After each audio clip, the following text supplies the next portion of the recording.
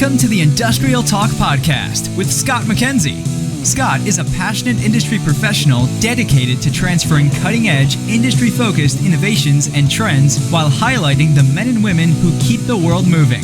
So put on your hard hat, grab your work boots, and let's go. All right, once again, welcome to Industrial Talk, the number one industrial-related podcast that is servicing and celebrating industry professionals all around the world, because you're bold, brave, you dare greatly, you innovate, you collaborate, you solve problems, you making the world a better place.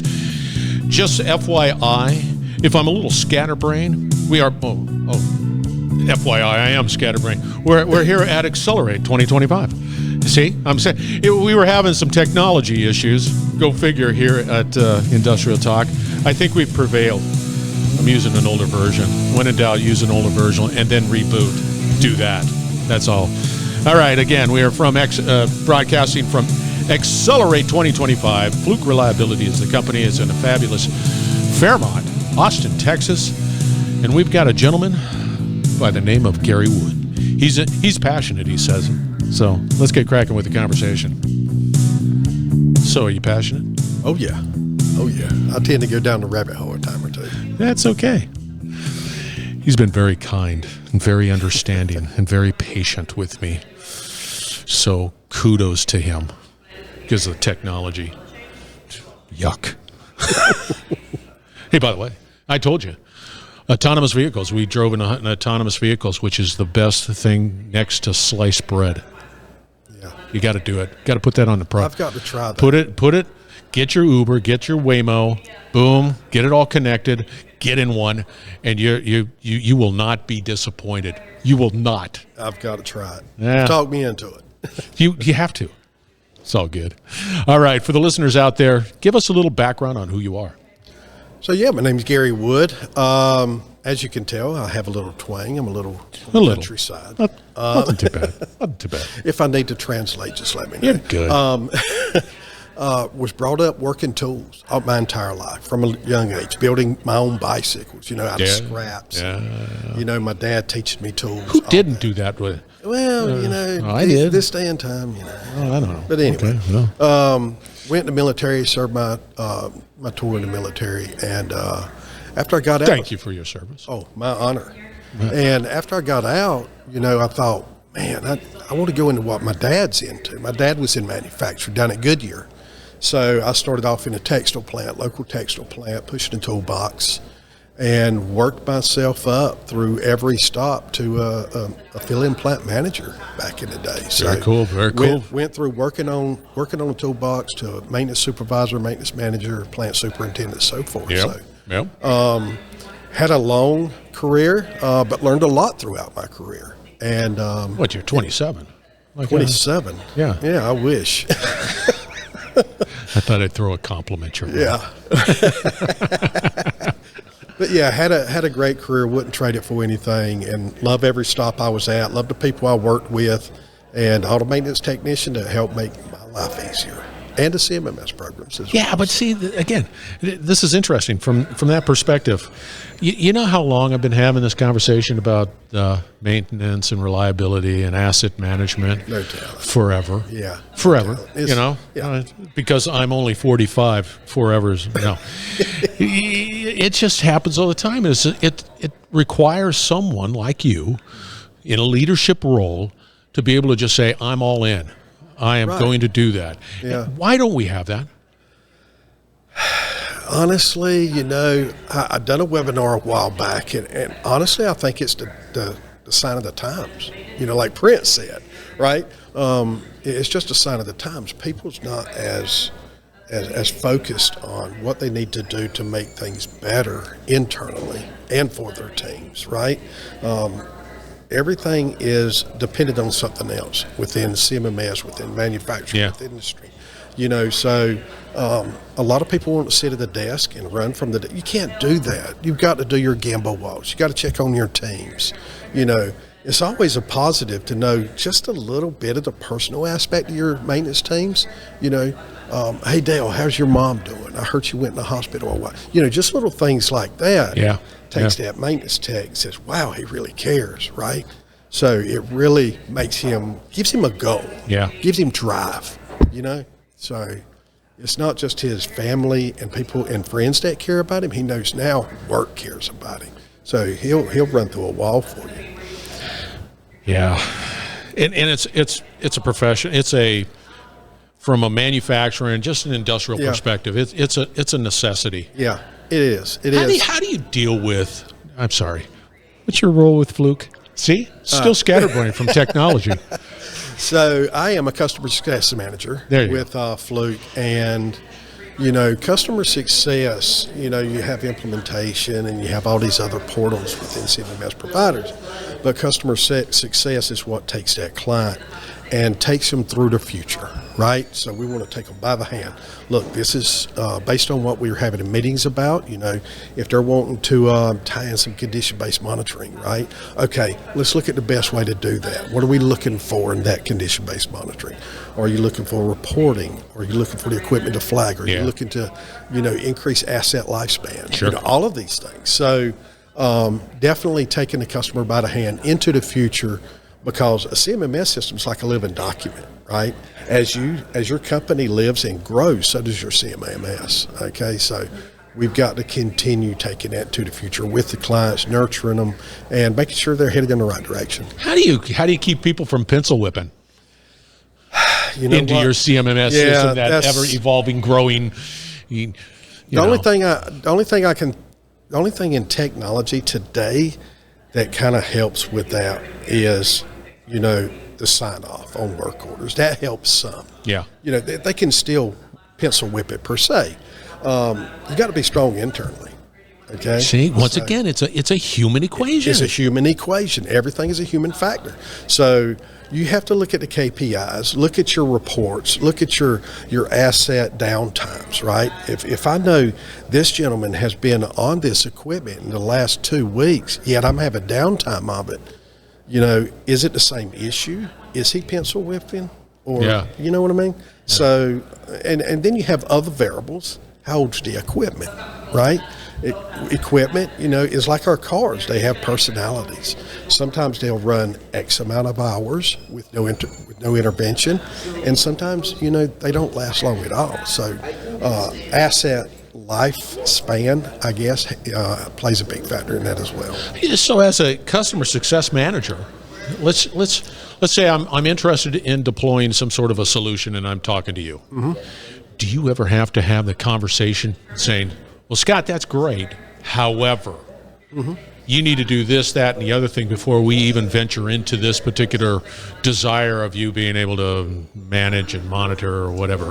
Well, I stay out of the internal processes because, you don't want to get involved. Yeah, but you want to be successful, right? I understand that, but the best thing to do is just look at what they're trying to do, what people they have in the system. Now, I do advise a lot of clients have their teams involved in the decision-making process. That creates that team buy-in, right? Maybe that's something that some of these pencil whippers are looking for, but they didn't reach out to me, see how I liked it, I'm going to just pencil whip it. Yeah. A lot of times that's the case. A lot of times it's new technology. Maintenance teams are scared to death of new technology. So we want to incorporate them with that. Hey, how do you like this system? Test this out. Give me your feelings on it, Then you have a team buy-in.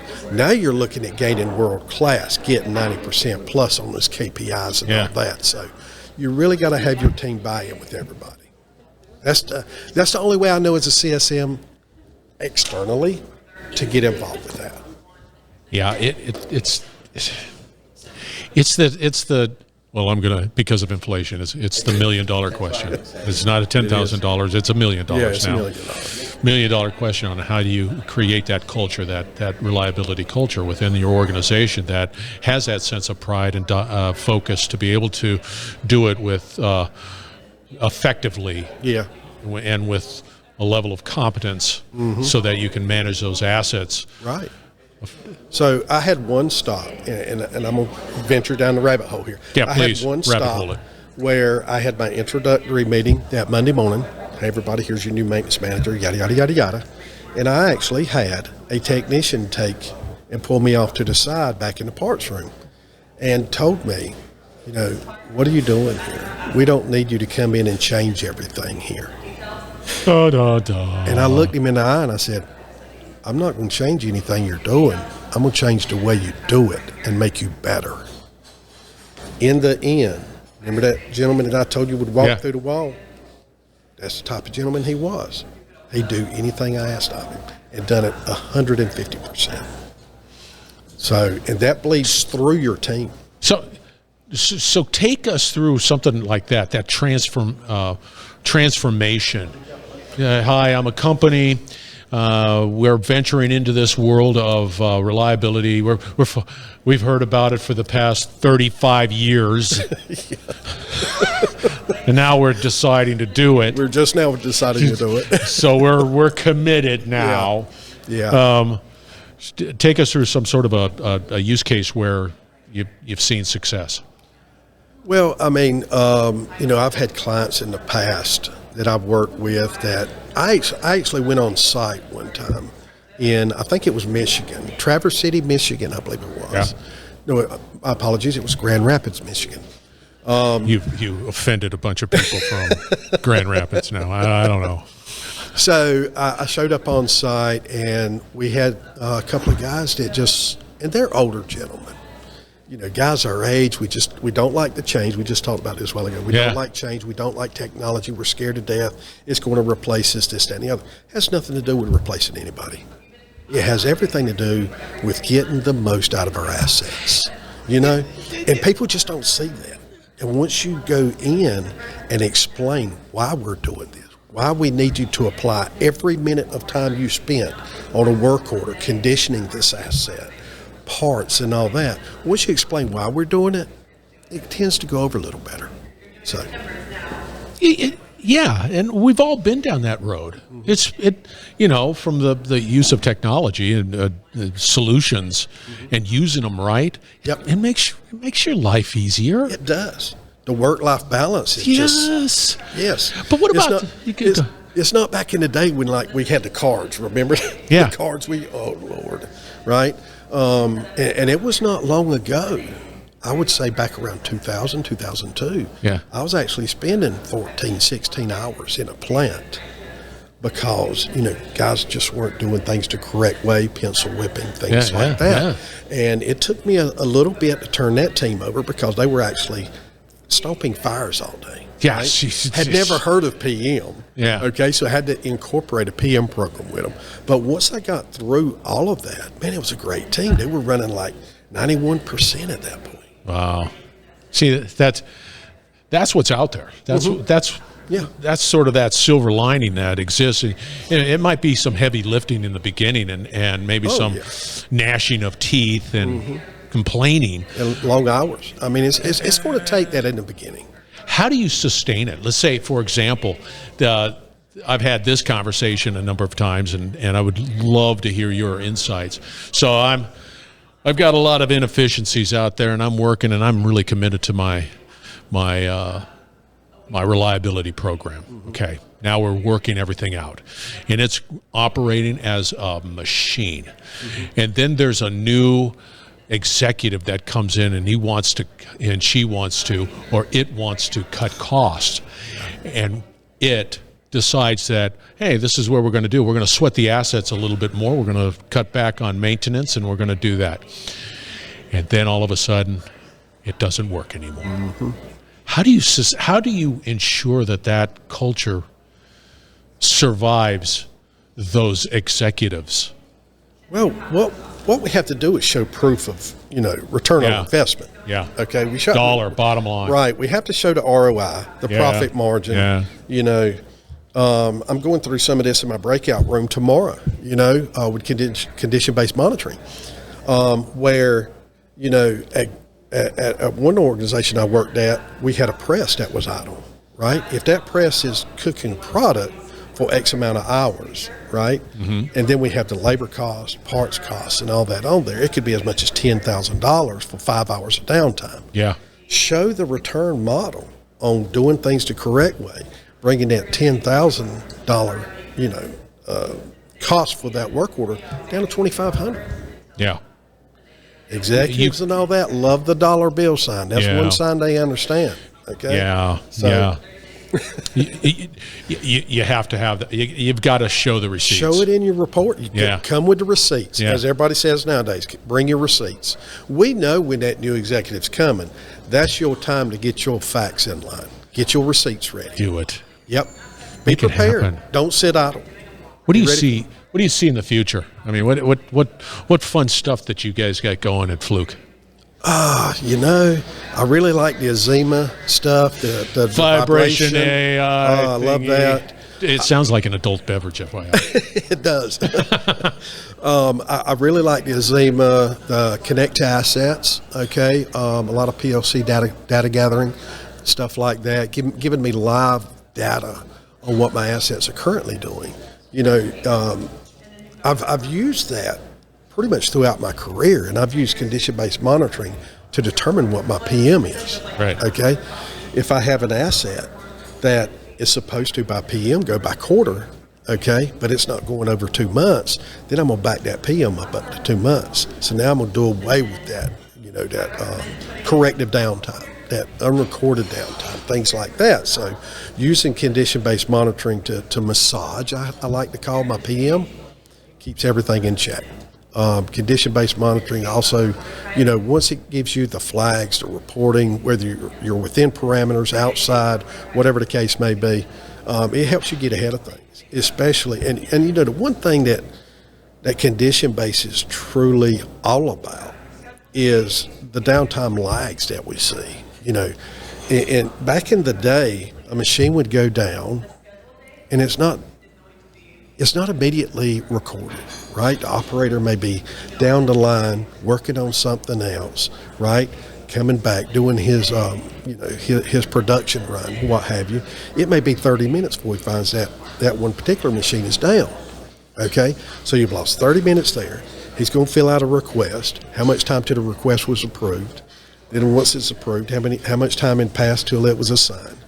Condition-based monitoring goes past all of that. It lets you know up front, hey, here it is. And it's getting better all the time. Yeah. And especially with Azima, where you've got just a data lake of just squiggly lines and vibration and all that stuff, and it just keeps getting better and better and better and more refined. Exactly. And the more life instance we have, the more we can take, you mentioned that a while ago, the more we can take the human factor out, the better we're going to get. Okay, doesn't mean you're going to lose your job. Don't mean you're going to lose your job. Yeah, you're still going to have your job because somebody's got to do the work. Yeah. Okay, once we take that human element, and it's not really on the maintenance side, it could be production. Okay. Yeah. The operator has to observe, like it was at my past organization. They have to observe, report it, fill out a request. Once the request is approved, then it's handed to maintenance. Okay. I've actually seen instances where operators went down the line, the machine went down. Yeah. They went down the line, okay? It was their break time. They went into break for 15 minutes. The relief guy come in, made a run, didn't report the machinery. He figures, I'm just a relief man. I'm not doing that. And then keeps going and lost an hour's downtime just because nobody, it got past the operator. Then he went on break and the relief man didn't do it. So that's a lot of gap time. I mean, you're talking about a machine that runs two tires every 10 minutes. Yeah. 2 tires. Think what tire prices are now. Yeah. Okay.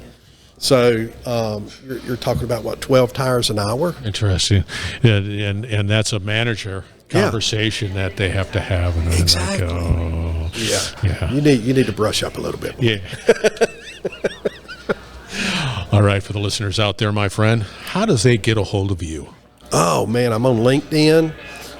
Gary Wood. My phone number's on there, my email address. Any way you want to get a hold of me there. LinkedIn is probably the best. Yeah, I'd say LinkedIn. I like it. Yeah, absolutely. Because we're going to have all the contact information for you. Oh, yeah.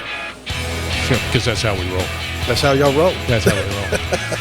All right, his name is Gary Wood. Thanks, guys. We're going to have all the contact information for this gent out on Industrial Talk, so fear not, reach out to him. He's got a tremendous amount of street cred, and he's super duper patient. Because I was dealing with technology and had some problems there, but he was so kind. No pressure on his end. So, all right, we're broadcasting from Xcelerate. It's Xcelerate 2025 here in Austin, Texas. And when you're here, you need to take a Waymo. So I'm just telling you, you will not be disappointed. Look at my post that I did on the way in the car. I just right there. All right, we're going to wrap it up on the other side. Stay tuned. We will be right back. You're listening to the Industrial Talk Podcast Network.